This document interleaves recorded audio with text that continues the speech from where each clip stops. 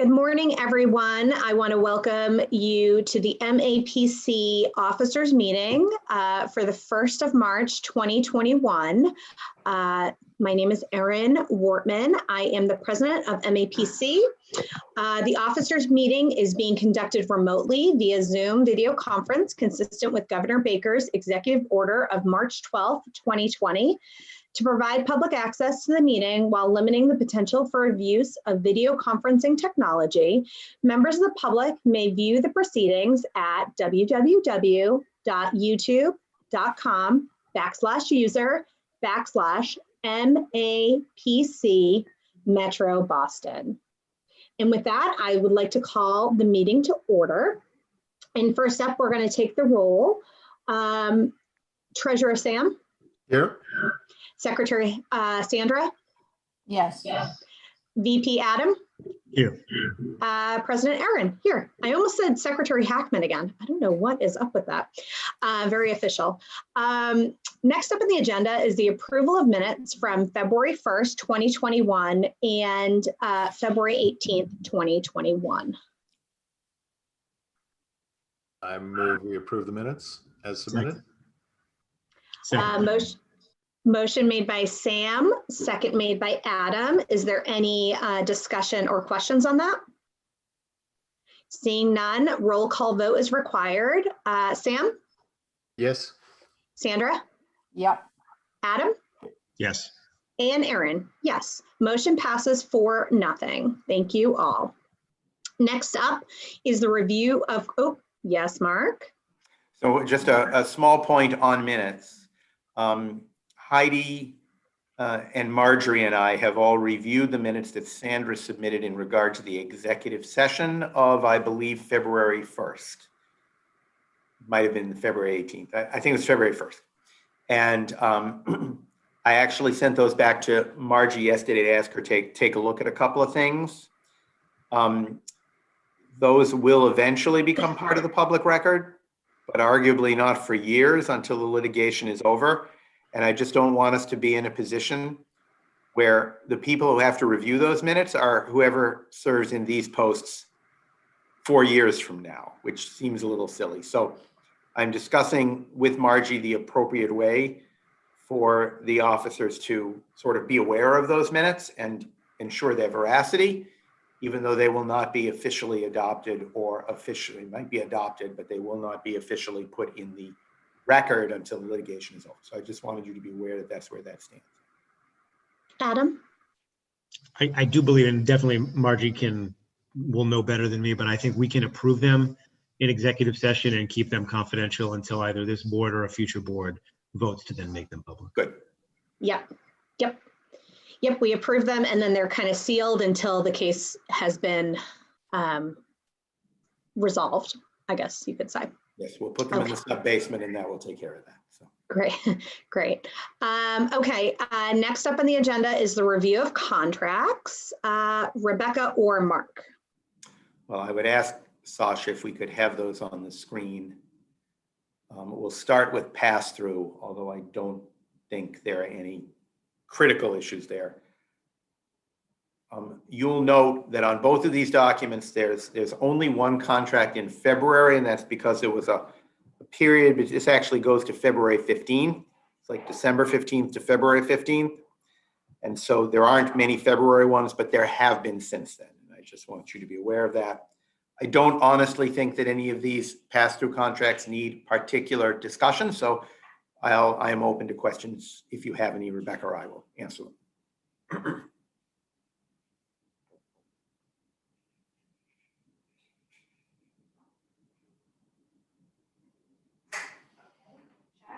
You might scroll up to the top for a moment, Sasha. Oh, there we are. Okay.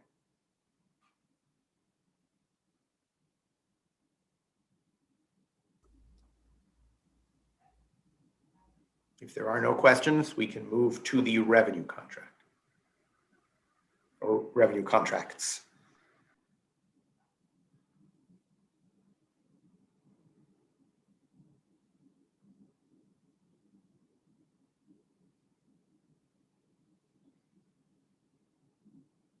Okay, and honestly, it's a number of regular planning contracts, none of which are particularly unusual. I would note that it does include the Metro Mayor's Charles E. Shannon grant for the year, which we're very happy about. Once again, being able to continue that for 8 of the Metro Mayor's communities. We also received additional money from the Bar Foundation because we all had too many good projects to fund through the ACR program, and they're helping us to fund all of the ones we really wanted to fund.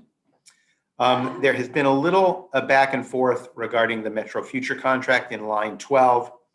I sent a corrected version this morning, but the corrected version wasn't right. So what actually happens in that case is that this is a transfer of money from Metro Future Incorporated to, it actually started with the Conine Family Foundation, which are the folks that started Wayfair.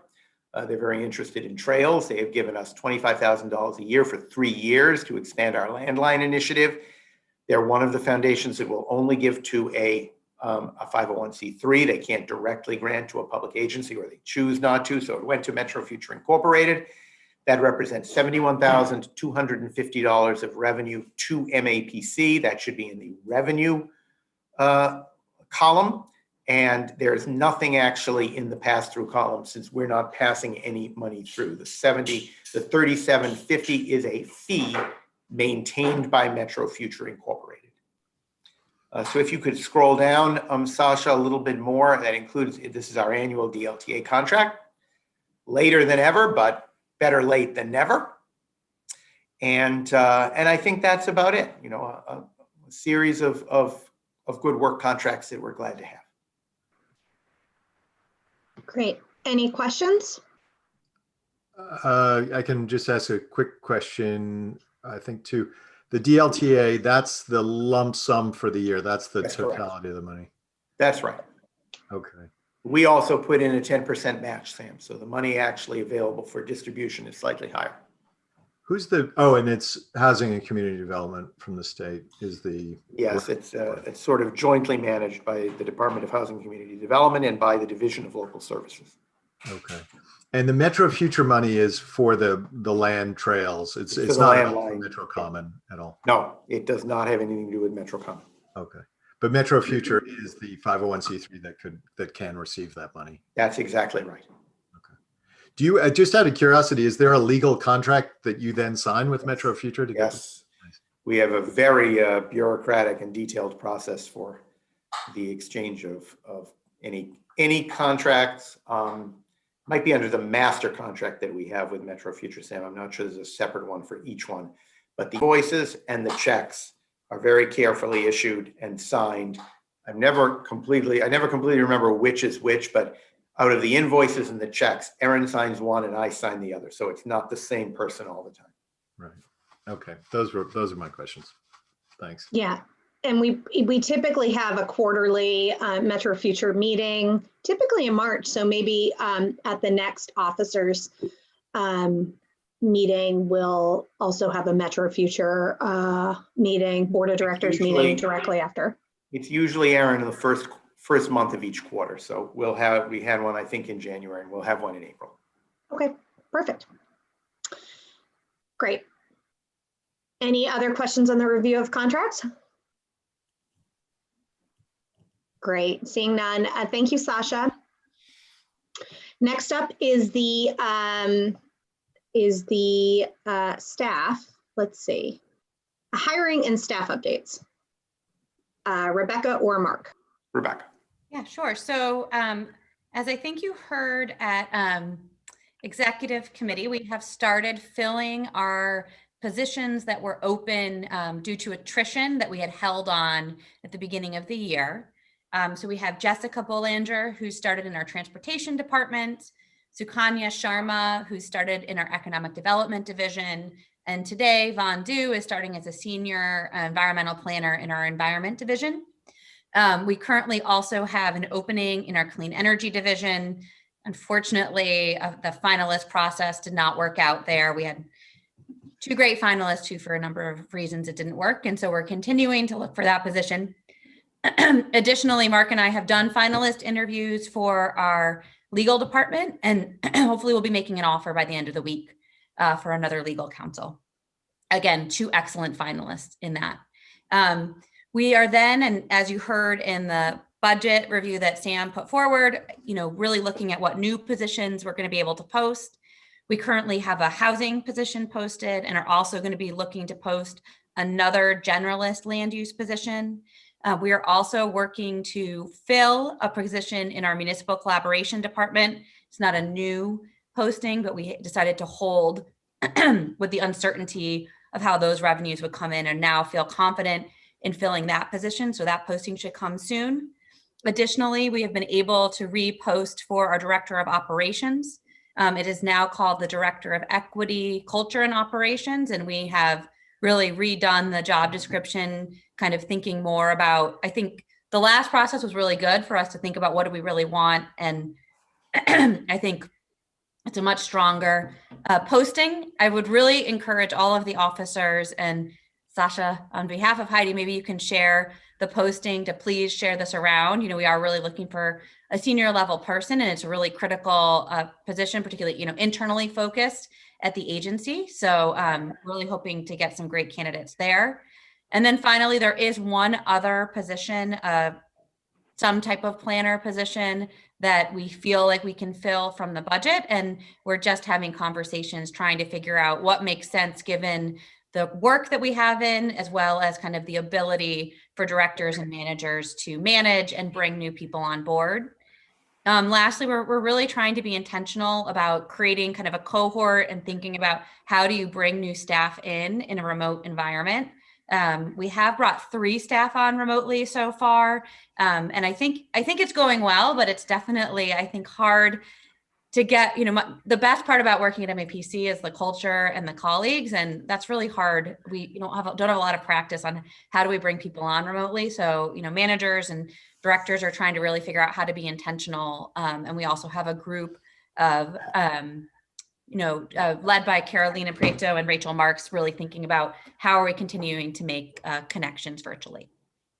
And I would note that I have conversations with all the new staff people. So I had conversations late last week with both Jessica in transportation and Sukanya in land use. And they were both like over the moon about the greeting and how many people had contacted them and how many ways they had to learn more about what MAPC does. And that's really, Holly particularly deserves credit for overseeing that and trying as best we can to have a humane onboarding process at a time when we can't see each other. The only other thing I'd add, because I want to give Holly credit, our HR manager, is that, she really has put a lot of effort in terms of recruitment and recruiting diverse candidates. And, I would say over the last year, we've had at least 1 candidate of color in every single one of our finalist rounds. And a tremendous amount of credit goes to her. And I think the work that she's done to really kind of revamp our recruitment process, as well as work with managers to bring candidates through the process. Awesome. Awesome. Any questions or comments on that? Great. Were you going to say something, Sam? No, I always have a question, but I'll hold off. Okay. Thank you for the report. No, okay. Thanks. Next up is Nominating Committee. So this is, I don't know if Rebecca was fully aware of this beforehand, but this is the time to do a nominating committee for next year. And I wanted to just check in on that and see where we are and figure out how we should move forward with that. Nominating committee for officers? That's correct. Believe it or not, even though our winter council meeting is 2 days from now, the annual meeting will be in May, which is not that far away. And we need to have a list of officers to present. Rebecca usually puts together a nominating committee. And to be frank, and it does not have to be answered in this meeting, but the key question about the establishment of a nominating committee and whether or not it is going to involve a serious amount of work and research is whether or not the officers are running again for their position. I would imagine that if any of you chose to run again, any or all of you chose to run again, that the nominating committee would quite likely renominate you for your positions because of the excellent job you've done. If any of you decide that you are stepping aside, then obviously that is a more serious question of finding a successor. I will state the following. I would be hopeful, and I know that everyone here has served for 2 years, I believe. 3, 4. Everybody has served for 4? No, okay. Sandra. We've had this configuration, I think, for 2. All right, this Yeah, configuration for 2. Yeah. I would like to say that, it's very frequent for people to step aside after 2 years as president. I think it's always been the case during my time here and other officers. 3. Sorry. I thought it was 2. 3. It was different. In one case, Rick Domino stayed for a very long period of time. I'm not sure how many years. But I feel it would be best for the organization. I honestly feel it would be best for me personally if we had some consistency, at least through the period of COVID, which I think is functionally at MAPC going to last in various ways, at least through the end of the calendar year. There will be, even the issue of, as we return to the office or return to other more usual ways of doing things, or begin to have projects that look a little bit more like our usual work rather than COVID work, it's still going to be related to COVID recovery for a very long time. And you folks have the knowledge and understanding of how we've addressed that. And I think that's very informative for moving forward. So I would appreciate that. Again, it doesn't necessarily have to be answered in open session unless you're prepared to do so. But I think you should consider that, hopefully make a decision quickly and let us know and probably let Aaron know. And then we can proceed to establish a nominating committee. I don't know if we will choose to establish, let's see, the nominating committee, the way that works is it has to be approved by the XCOM. There's not actually an action to be taken by officers. So I would hope that we could do that at the executive committee meeting in March. Rebecca? Yeah, and I want to clarify it. Traditionally, slates of officers have served for 3-year periods together in my whole time. So I just want to make sure we're clear on Time that. flies for me, folks. What can I? It must go faster for you, but I think that just it would be consistent with past practice to have this group of officers serve together for another year. Traditionally, it's been in 3-year stints. Great. Just one thing, I think, from a timeline perspective, obviously we don't need to discuss it or make any affirmations at this time, but I don't know if this is a reasonable amount of time, but by the winter council meeting, and I know that's only 2 days, could we let Rebecca particularly know by the winter council meeting? Just because then, the composition of the nominating committee has to be created and then people have to be asked, and there's a lot of thought behind it. But then we can, XCOM can confirm it at the March meeting. Does that sound fair to everyone? It is this moment I really miss those in-person meetings because I can't just have a number of conversations with people all at once. But I will make sure we have a wonderful nominating committee. You all always do such a good job. So, Sam? No, I just I've enjoyed my service, and I'll leave that as an indication of where my brain is at on that. So, thank you.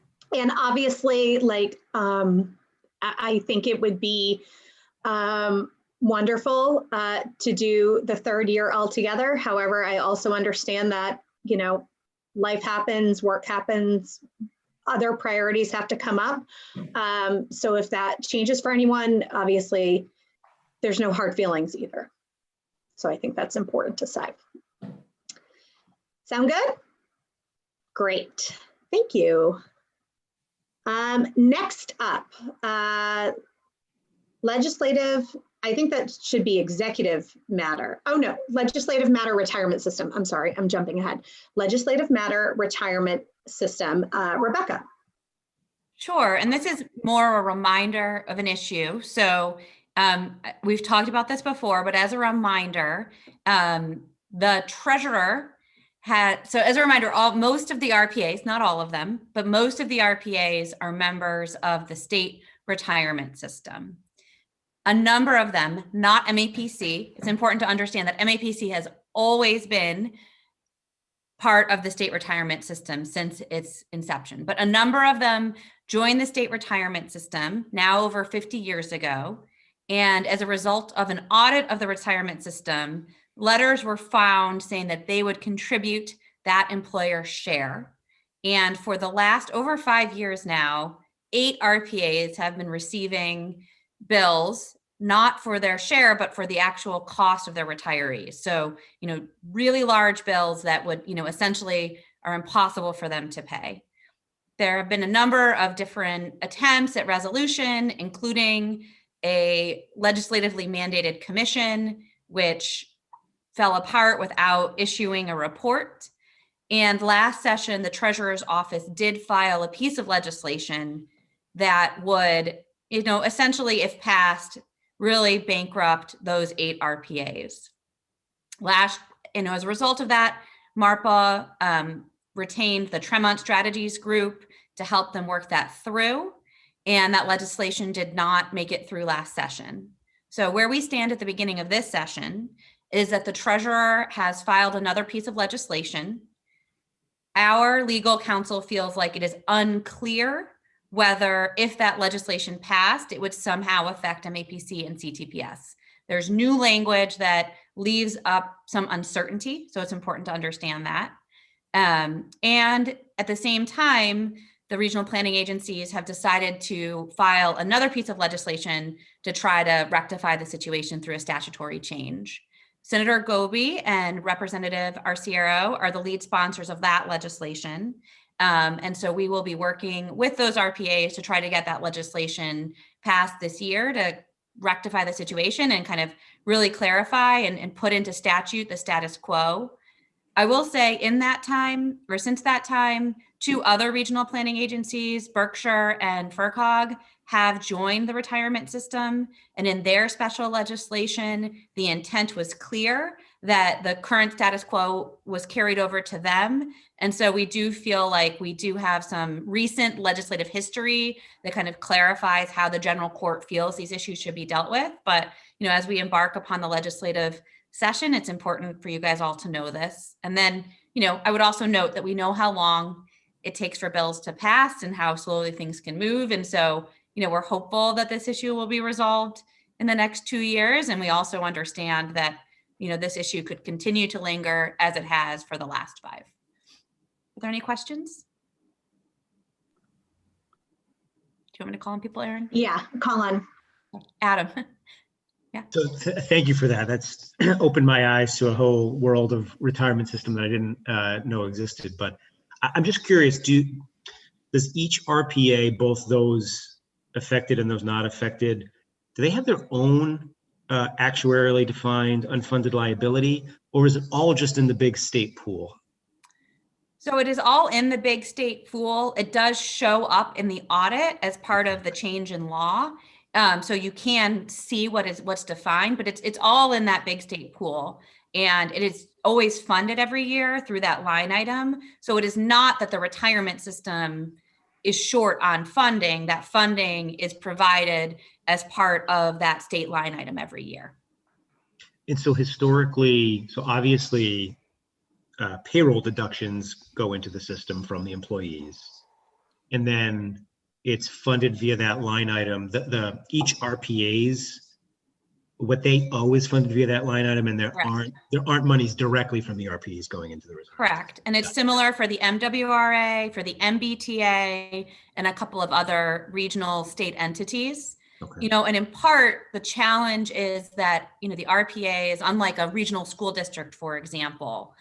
they don't have local assessments that they can go back and, take this funding and recharge it to someone. They have no taxing authority. They only would be able to recoup the cost through the overhead. For all of the RPAs, this would push their overhead past the 125 limit set by their federal cognizant agency, and therefore then make them ineligible to manage those UPWP dollars, which for the vast majority of the other RPAs are 80, most of the RPAs, even MAPC is about 80 to 90% state funded. So we really are different than, some other regional entities, which really have more local assessments that fund them. Got it. Thank you very much. That's very helpful. Oh, Sandra? So I have to confess, I don't understand really what people are talking about here. So if I'm going to explain this in the minutes, I'm going to have to ask for some help. I just don't understand how this works. So sorry. Sure. Why don't I can send you a couple of bullets. Would that be helpful? That would be great. Thanks. Why don't I do that? Sam? Yeah, is the situation where they have to pay back the full amount? I didn't was that just a mistake or was that intentional? Sounds like a mistake, doesn't it? But it isn't. Really? Honestly, my sense of it is so there was an audit of the state retirement board, and it was a finding in their audit. And so they will continue to have that finding in their audit until it is either resolved through a statutory change or the bills are paid. Now, the bills are such that there's no actual way for the other RPAs to pay them. But to be clear, we have no outstanding bills. It would only be if somehow prospectively some piece of legislation was written in such a way that our current arrangement would change. We don't have any outstanding bills or findings in our audit. And that most likely would be by imprecise language crafting that somehow wrapped MAPC into something it shouldn't have been included in. Or if the language becomes more precise and passes. But there are many high thresholds that would need to be crossed before MAPC is dragged into this situation. We're not imminently worried about it, but we do feel it is an issue that if it happened, even though the chances are small, the impact could be big. And although not as big on us as on other agencies that owe those long-term bills or that are sent to long-term bills, even though we don't think they do. So we felt it was appropriate to keep you folks informed. Sure. I guess my final question is our position to protect our own interest, or are we trying to solve this for all RPAs who are trying to do good work throughout the state? We're working with all the other RPAs to try to solve that. Obviously, I mean, the success of the other RPAs, I think, is really critical to our success as well. So we're working, and we play a legislative liaison role for MARPA through our government affairs team. So we're trying to resolve it for all of the RPAs as well. So far, there are no differences of interest between us. We may be in different positions, but we have the same interests. So it's not difficult to have one united voice. Similar to there are other RPAs that are not affected, but are all working together to try to resolve the issue. Sandra? So why would this treasurer want to do this? Why is the treasurer trying to make? Because they have a finding in their audit that can't be resolved without a statutory change. And they want, I mean, generally speaking, the object of the retirement board is to rake in as much capital as they can to cover the system, which, as we all know, is not always an easy situation. I mean, municipalities and the Commonwealth are, facing a serious problem in terms of pension burden. So, I think that they just kind of want to rake in as much money as possible. It is a little bizarre, however, to suggest that if language was passed decades ago indicating a certain level of liability for these 8 RPAs, and then they not only didn't pay, but were never billed until a few years ago, that they suddenly owe money across generations. And it is discouraging. We have never gotten to the point of saying this is an item we should try and discuss directly with the treasurer. We may come to that point, but we're not quite there yet.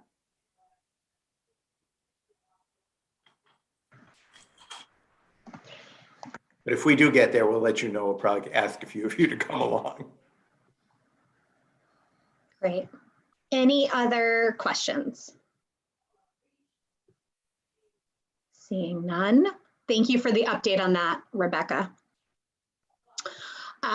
So next up is the review of the executive committee meeting for March 17th. Okay.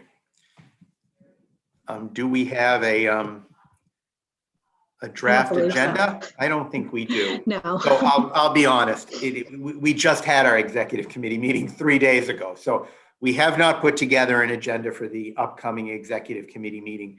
We will work on that. We will try and circulate it to you beforehand to see if we're going to have any more information. I mean, to see if you have any input on the agenda. But honestly, we've been very focused on the council meeting, which is coming up in 2 days. 2 days. Great. That sounds great. So the next item up on the agenda is that we will be going into executive session. So I am looking for a motion on that. The motion I'm looking for is to, maybe Adam could make it because it's going to discuss litigation, ongoing litigation. And what will happen as we're currently live on YouTube is that we will go in a breakout room and we will come back into this room. So if you're watching this on syndication on YouTube, there will just be like a blank screen until we return. So I'm looking for Adam to make that motion, please. I'll do my best. I move that we enter executive session to discuss pending litigation, the discussion of which an open session could detrimentally impact the position of the MAPC in said litigation. Thank you, Adam. Second? Motion made by Adam, second made by Sam. And Sandra, we'll get Adam to copy paste that language if that's okay. Oh, okay, we're not. Yeah, I'm sure you have a cheat sheet. I'll type it in Yeah, next minute. That way. Yeah, I'm sure you have a cheat sheet. Roll call vote is required. Sam? Yes. Sandra? Yes. Adam? Yes. And Erin, yes. Motion passes 4-0. We will be going into executive session. Great. Thank you.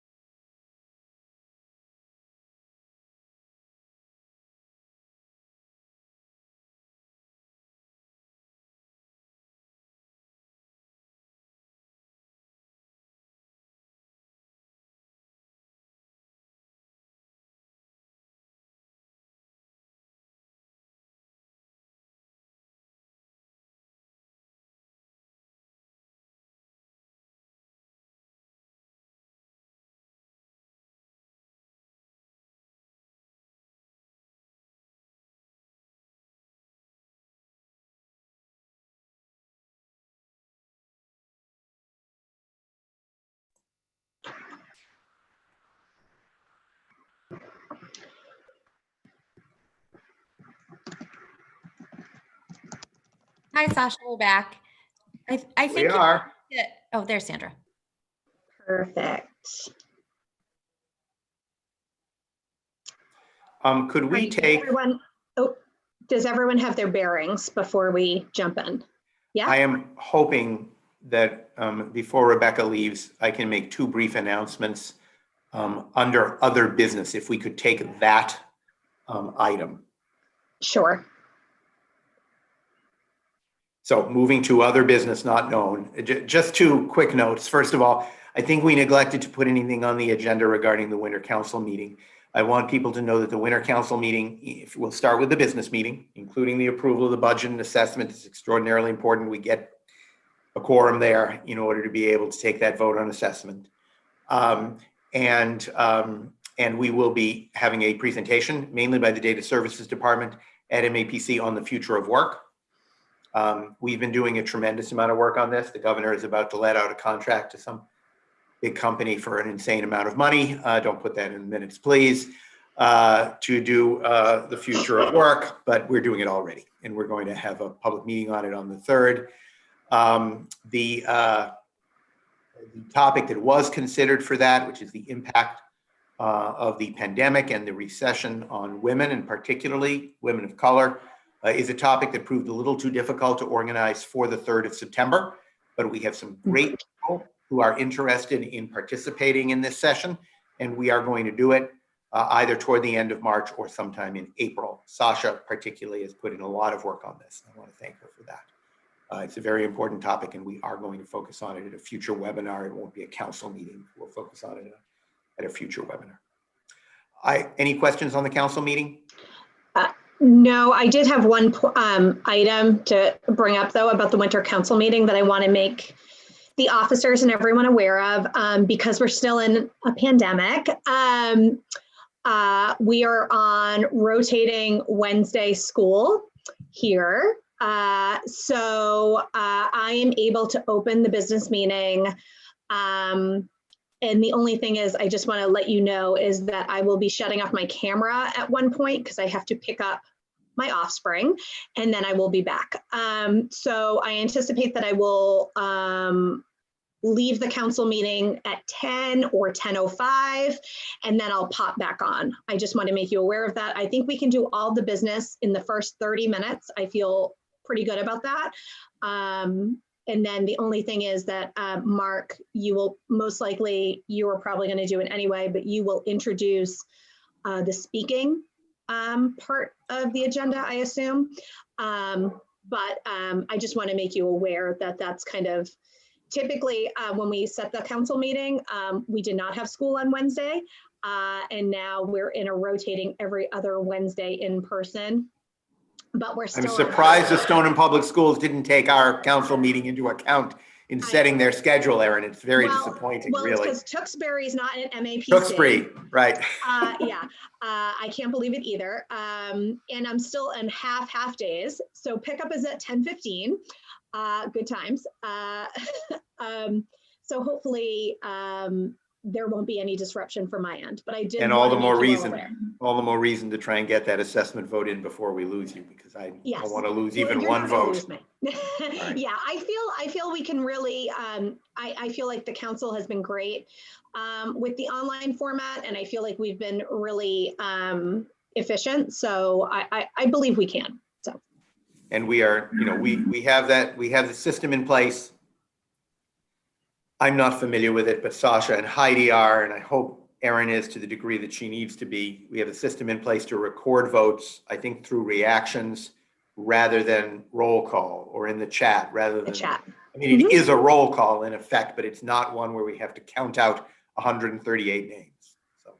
Correct. Yep, and we're prepared to do that again, just like we did for fall council and last winter council and the annual. Right. So. Okay. There is one other small thing that I wanted to note. I was actually looking it up earlier when we were discussing hiring and staffing, but I didn't find it quickly enough. Of the last 7 staff people that were hired at MAPC, all 7 are people of color. And I think when Rebecca speaks to the work that Holly has done, and I would add to that the work and commitment of directors in the hiring process, there has been a great pickup in intensity and focus on the issue of diversifying the staff. We have been at around 20 to 25% of color staff over the course of a number of years now. It's kind of very much stayed there. I think that a lot of people were concerned. I was certainly concerned at the loss of staff of color during COVID. And we have risen to that occasion with our hiring recently. And I think everyone deserves credit for that level of focus. Can I, Aaron, may I make just two comments on that? One is about retention, actually. That was a question I had.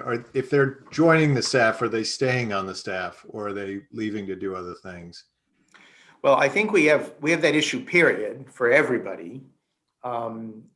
Particularly for younger staff members. I think MAPC is a great place for them to be, and probably not where they want to stay for their entire careers. It's not a question of whether you should or not. It's just like, it doesn't tend to happen.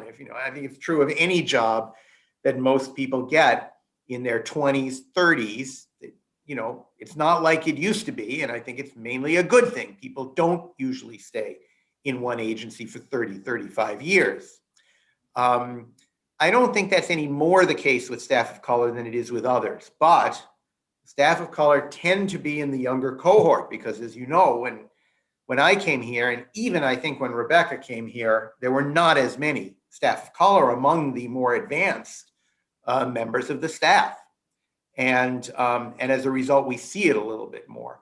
The loss of staff of color during the pandemic, Rebecca and I can explain each and every one of those circumstances. They were incredibly related to family and job preferences. And I don't think they were related to race, but that doesn't mean that any agency or company should not focus on special efforts to retain staff of color and to recognize the challenge that they often have in every workplace. And we are trying to do that, and our equity team is working to do that. I think our directors are getting better at doing that. It's not always been completely seamless with every director. And I also would say that our director of equity, culture, and operations will be spending a considerable amount of his or her time focused on that issue. That's one of the reasons we've restyled the job to have different levels of emphasis.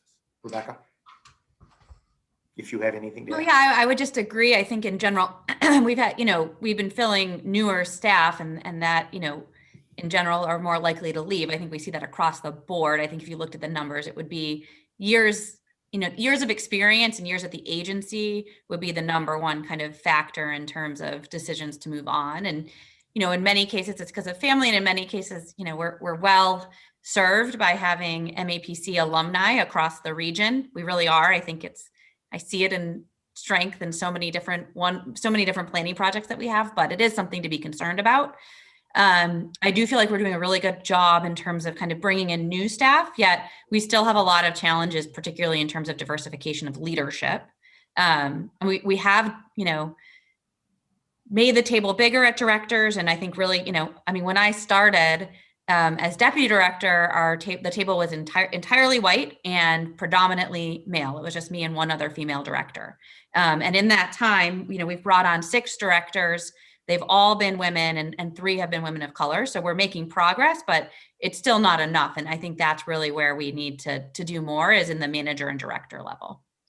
Yeah. Just one other comment. I've, in my own interest, have tried to look at the issue of planning and race. And one of the things I've drawn from my conversations with some people, including Wendell Joseph, who was on the EAC committee for Metro Common, is it's really, to some degree, it's a different lens to look at things that we always look at, like transportation or public space or policing, and I guess my takeaway from my conversations is it's not just that they have different skin tone but are a planner, but their perception or interpretation of what it means to ride a bicycle through a public space is a very different worldview than, say, what a middle-class white male might assume about that same action.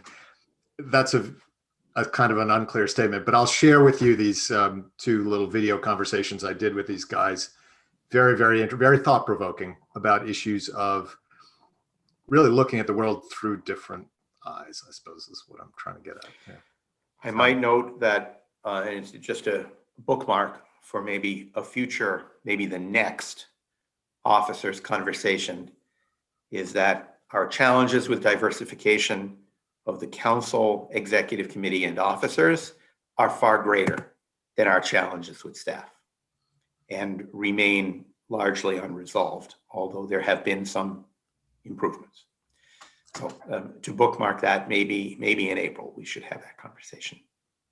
Yeah, I really feel like we've made incremental, we've been focused on this, and I know you've been focused on this as officers, and we really have made, incremental improvement at the executive committee. And I think the conversations are much richer for that. And so, I hope we can remain focused on that. It is, such challenging work with over 100 different appointing authorities. And so it really requires us to, to all work hard on that and continue to try to figure out ways to bring more people into the council.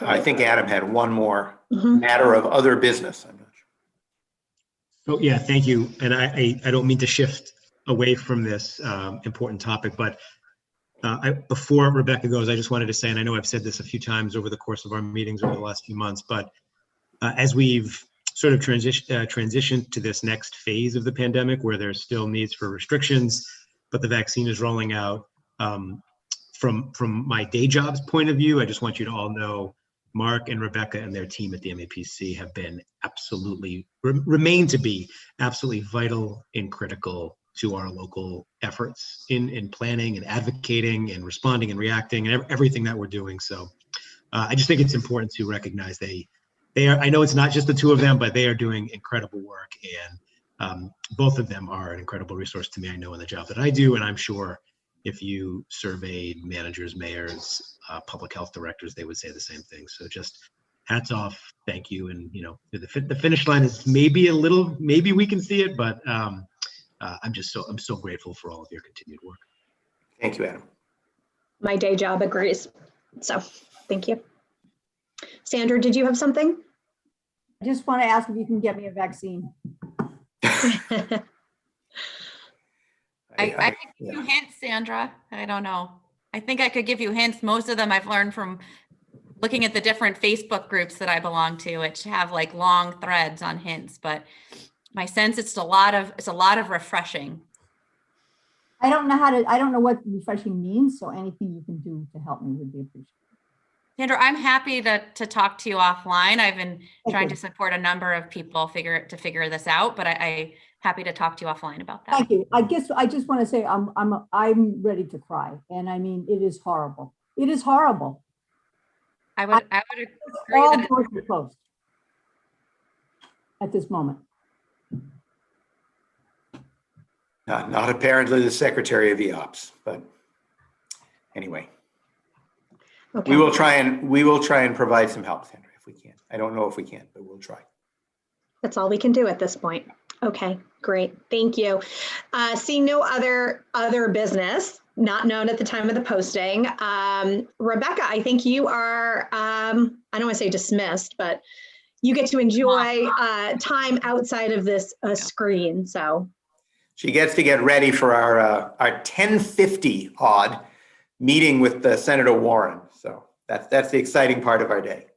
Not that this wasn't. No, this was exciting too. Okay, yeah. Thank you so much. Okay, next up on the agenda is the executive director. How did we word this? The executive director's contract. So we should probably also ask Sasha to mute or leave or do something in that regard. Yep. Okay. Great. And Sasha, we will just put you in the chat when to come on back. Great. So the executive director's contract every March, per the language in his agreement, says that we start the annual contract review this month. So Mark, do you want to kind of talk about, Well, there are two issues here. The second issue, which I'll cover first, is the question of the review. I have not completed a self-evaluation by March 1st, but I will start working on it. And hopefully we will have something to you within a week or two that you can review, and then maybe we can have a serious conversation about that at the April meeting. That would be my suggestion. That's still well in advance of July 1st. So I think we'll be okay.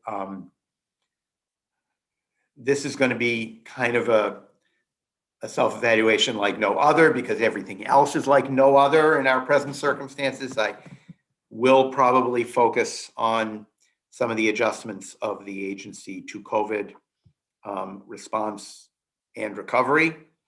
I think I will also speak a little bit about what I think the meanings might be going forward, because that's really increasingly where my head is at the moment, is what does this mean going forward in terms of changes for the agency, the work we do, the nature of our togetherness and collaboration, et cetera. So I will get that to you. It'll just look a little different than the others did, but I try to do a different kind of self-evaluation every year anyway, and revolt against the standard forms. So the salary issue is a somewhat more immediate concern. It needs to be decided by you in whatever manner you consider to be equitable. I sent you an email on this and hope you've had an opportunity to review it. As you know, I received no increase in salary on the 1st of October at the time that others did. And there was a discussion at that point in time about reconsidering that question on January 1st. Through no fault of yours, it's not January 1st anymore, it's now March 1st. And a decision should be made to either leave my salary where it is at the 207, or to make an adjustment. And I think the factors that I wanted to respectfully suggest that you keep in mind in making this decision are laid out in that email as to whether or not you wish to leave my salary where it is, restore it to its previous location, and or institute any raise. So I've laid that out. I hope you've reviewed the email. I can answer any questions that you have in that regard. And then I can, leave for a little while and you can make a judgment. Does anyone have any? I have not had a chance to review it yet, but Adam? So I have one question, just so I understand historically. Historically, Mark, went in the before times. Would you receive that percentage increase in that October timeframe, or have you traditionally been dealt with as part of this review process as your contract rolls over? So in the very, very old times, my salary would be out of sync with everybody else's increase. We've always been very fastidious about saying that all raises occur as a result and through the spring review process and are implemented at the beginning of the fiscal year, July 1st. Even in the years where we couldn't finish all of that until August or September, we paid retroactive. So we always did July 1st. In the early years of my contract here, Adam, I have been on a November schedule because that's when I started. And so I was the only one who was out of sync.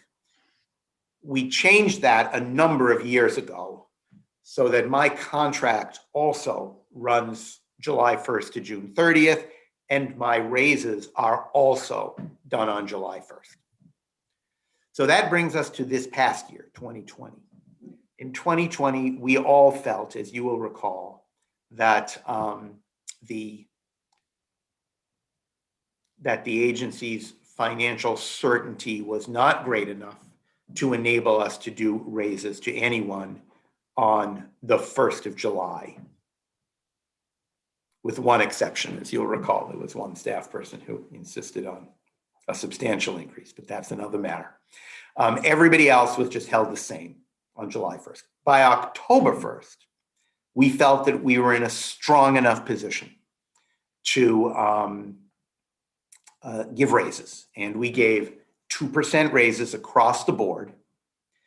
And 14 members of the staff received special raises. That's a somewhat lower percentage than usual, but there were still some people who, for a variety of reasons, mainly trying to make sure we kept them, to be perfectly honest, and to reward exceptional performance, we felt deserved special raises. So those 14 got special raises. One of those was a director, actually an assistant director, who was promoted to co-director. Emily and Eric Hove are now co-directors of the Department of Strategic Initiatives. Everyone else, other than those 14 or 15, received a 2% raise, except for me. I did not receive a raise on October 1st. I have also laid out in the email the history of my reductions. I was reduced from 217 to 202 on May 1st. At your instigation with the new contract, I was raised to 207 on July 1st, and it's remained 207 since. So the decisions that you have to make are about sort of restoration and or increase, and what those amounts will be and when they will apply. I've tried to outline in the email what my financial loss has been as a result of this. And I've also outlined, as I just did, what's happening across the staff, because you're supposed to take that into account. And I also ended with sort of a footnote about Rebecca's salary. Okay, Adam? And so I thank you for all of that. And I want to make sure I'm understanding it right. So if we decided to give you that COLA now, that would be catching you up with what everybody else has for this period of pay. Got it. Thank you. Sam? I will speak as the treasurer, and I don't think of myself as a financial wizard of any kind, but I've learned a lot in the last year and a half, and thanks to Mark and Rebecca and Sheila. This last budget review, the mid-year budget review, the agency is in much better condition. A lot of that money is passed through, a certain portion of it is passed through. But the work that everybody was worried was all going to disappear did not disappear. And actually people have been reaching out to MAPC, I think more than even the staff and the directors thought, the executive director thought. So from that perspective, my read on it is that the agency is in good fiscal shape. And going forward, I don't, no crystal ball here, but I don't see any reason why that's going to change radically. And it might, or if it's going to change, it's probably going to change in the positive position, going even more so, because there may be a lot of federal money that's passing through MAPC to get out to cities and towns. So from that perspective, my read is that we, and I'm talking the officers here, could afford it. And one, and two, Mark took a hit of his own accord, as a good leader. And then we had to insist that he take some money back. So I think on his side, he's, we shouldn't make him pay for his good deeds. And I think we can afford to make him whole. So that's my general take on things.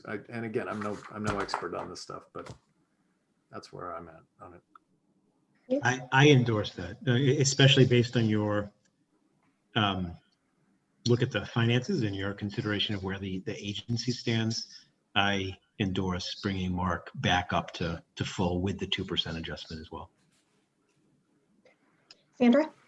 Me too, except Mark, you raised the issue of the overhead rate. So Sam or anybody, any light you might shed on that would be helpful. Well, I'll just speak first because I'm less of an expert on it. I haven't thought about it. I need to look back at what he put in there. Sheila is managing the overhead rate like a hawk. I think it's particularly hard this year because of the medical leave and the timeout. I know that we're right up against it. I don't think, total money we're talking about here, I think, unless I've got this way wrong, is about $10,000, $12,000. I don't know that that's going to knock us into a really bad situation, but I'd have to spend more time with that. Mark, you probably know more about all this than I do. So. Well, yeah, it's been hard to manage the overhead this year. There are always reasons why it's hard to manage the overhead. There tends to be some reason why it's hard to manage the overhead every year, even though the reasons are different. She's been doing a good job. I mean, honestly, the overhead is lower at this point. And as some of you may know, it's actually worse to be lower than it is to be higher. Because if you're lower, you need to pay the feds back. So we're gonna get up to 123, 124. The fact that it's been hard to manage makes it a little more odd that we're actually below. But we're now at 122. Our target is 123. My sense is we're going to end at maybe 124, and that's where we are on overhead. I think that the main cause of the problem is going to fade away. Kids are going to go back to school, and some will go back to school this year, but they'll certainly be back in school in September. I don't think too many people doubt that at this point in time. Fingers crossed, always. And illness is hopefully going to recede, although I worry about whether we're going to have one additional surge in the spring. So I actually spend a lot of my time worrying about that. But I think it is manageable, but I felt it was important in the email to put that in there and to be clear about it. So perhaps like moving forward, we kind of have like the questions before us and we have the information.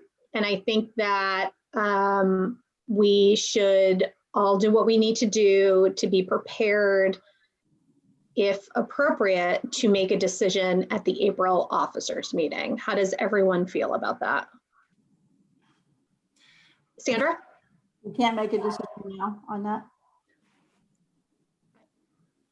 We could, if everyone feels comfortable with that. Well, let me, in the spirit of frankness, if I may, indicate a hope that you would do that, because Okay. I guess I am behind everyone else in terms of the fact that everyone was on October 1st. And we were going to do it on, or you folks were going to consider a decision on January 1st. It's now March 1st. We're getting closer and closer to the next fiscal year. Presumably everyone else will get a raise on July 1st. So my hope is that if you can, at the appropriate moment, excuse me from these proceedings, that you would make a decision. I don't think there's a reason to wait till April 1st, but obviously that call is yours. No, that's totally fine. I was probably thinking of something else. So, Sam? Yeah, question. So we have the 2%, which was the annual for everybody but Mark. And then the fact that he took a salary reduction. Are we doing both of those?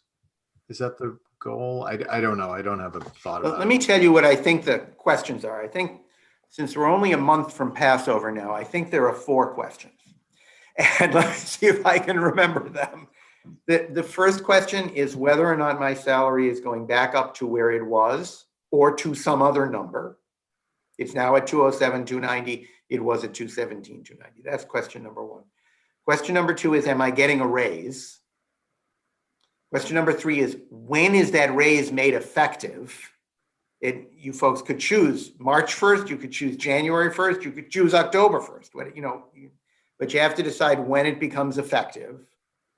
And then the final question is whether or not anything is done to make up for the money that I lost.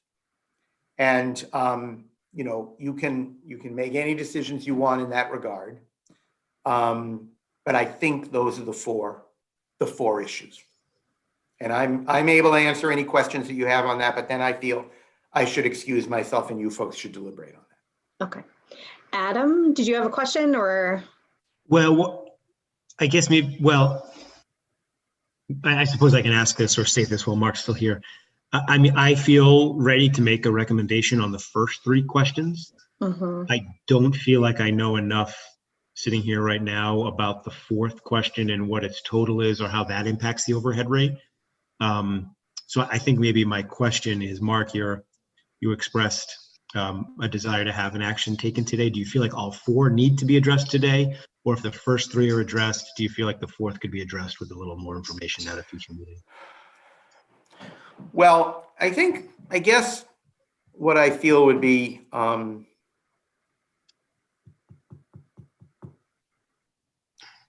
I don't think the last one needs to be addressed, to be perfectly honest. Okay. I think that, it is what it is.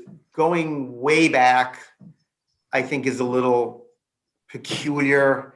You'd have to do it as a bonus. You'd have to figure out what it is.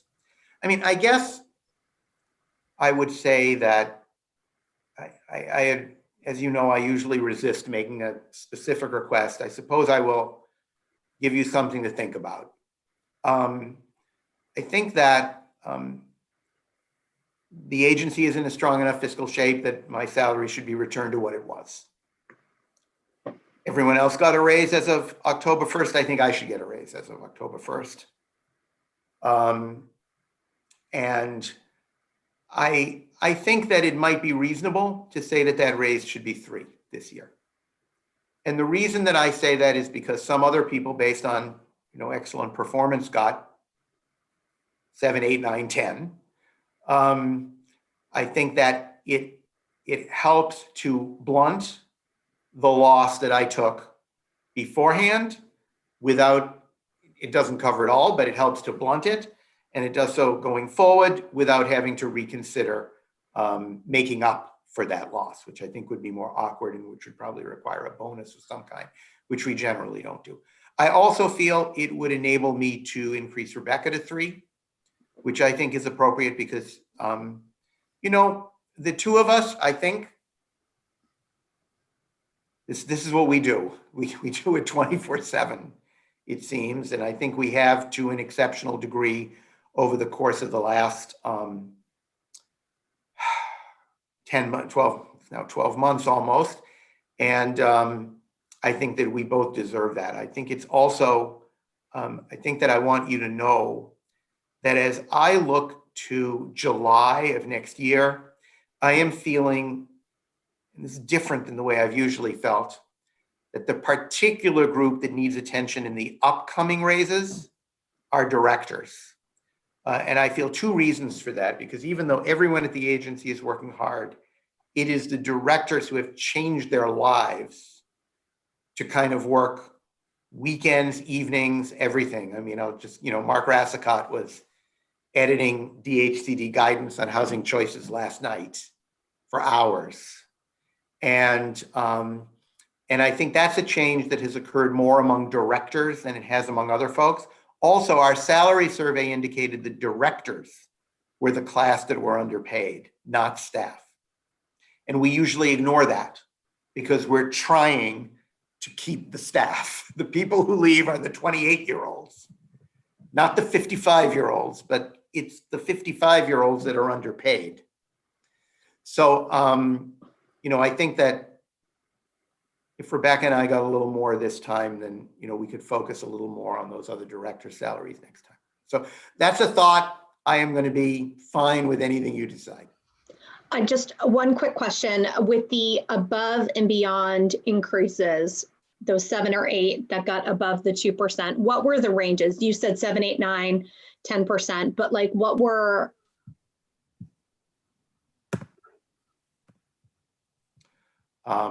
Bear with me one moment, Erin. Yeah, no, that's totally fine.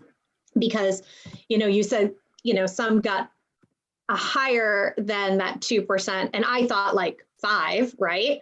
But it could be, and you can take Emily out of it because I feel like that was a promotion with compensation that was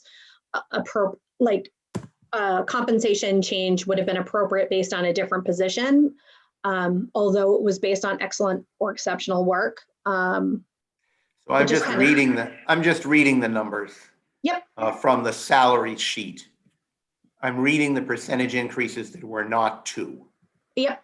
9, 5, 6, 4, 5, 4, 3, 7, 6, 12, 4, 6, 6, 5, and that's it. Okay. So it's in that 3 to 12% range. Okay. Yeah, it It's varies. more just so I have an understanding of that kind of range. Okay, Sam? It was pretty varied. Adam just noted in the chat that he has to leave at 10:30. Mark, question for you. Would the 3% bring you back to where you were, 3% starting last October? Is that the idea that you're proposing? Would that address your concerns and the money you lost in the prior time? Yeah, I would gradually make it up, and So I would feel that it's an indication of recognition of both my performance and also the small sacrifice that I made financially. It doesn't make it up all immediately, but I don't feel that that's necessary or appropriate.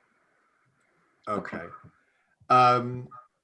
I'd be willing to make a motion to that. So why don't I leave? Okay. I don't and then think you need folks- to.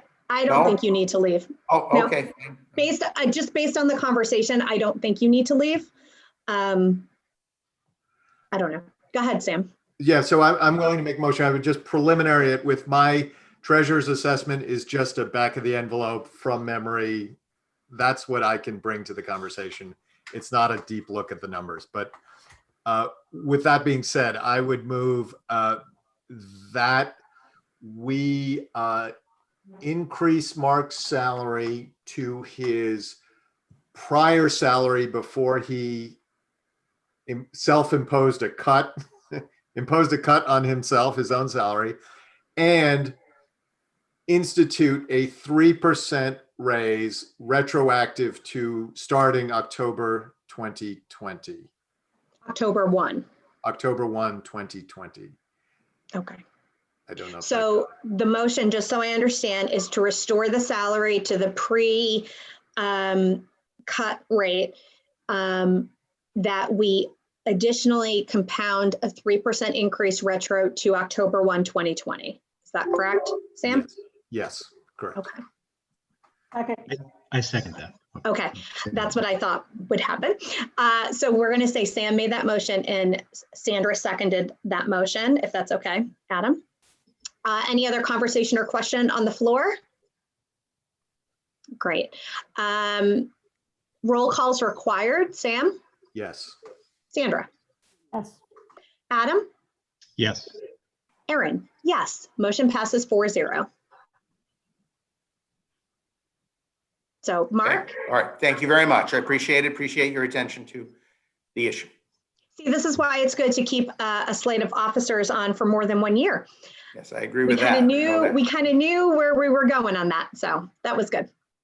And thank you for breaking it down into those 4 parts, Mark. I think that was easy to kind of understand. And I think once you broke it down into that and then addressed point 4, that's when I was like, okay, we can definitely make a decision here. Okay. So great.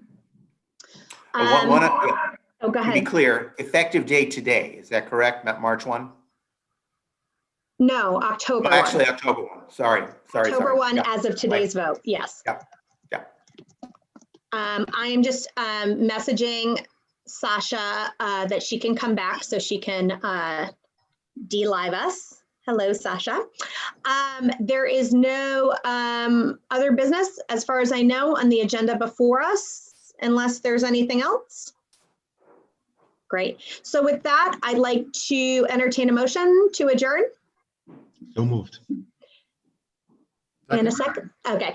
Motion made by Adam, second made by Sam to adjourn. Roll calls required. Sam? Yes. Sandra? Yes. Adam? Yes. And Erin, yes. Motion passes 4-0. Meeting is adjourned at 10:29 a.m. Thank you all so much for coming. Sandra, thank you so much for taking the minutes. And if you need any assistance on that, just let us know, okay? Thank you all very much. Have a And I good hope rest of the day. We'll Yep. see you later.